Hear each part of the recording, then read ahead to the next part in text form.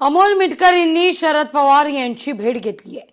पक्षाच्या अंतर्गत नाराजीनंतर भेट महत्वाची मानली जाते।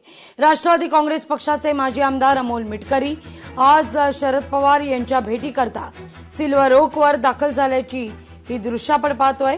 सदिच्छा भेट घेतली असल्याची बातमी समोर येत असली तरी अंतर्गत नाराजी संदर्भात चर्चा झाल्याचं सूत्रांकडून कळतंय। त्या दृष्टिकोनातून ही भेट महत्वाची मानली जाते। वळूया पुढल्या बातमीकडे। सिद्धिविनायक मंदिरातील कथित देणगी घोटाळा प्रकरण आणि या प्रकरणी उपमुख्यमंत्री एकनाथ शिंदेंचं लेखापरीक्षण करण्याचे आदेश आहेत। मंदिरात गेल्या 5 वर्षात प्राप्त झालेल्या रोख देणग्या, दागिने तसंच इतर मौल्यवान वस्तूंचं विशेष लेखापरीक्षण करण्याचे आदेश आहेत।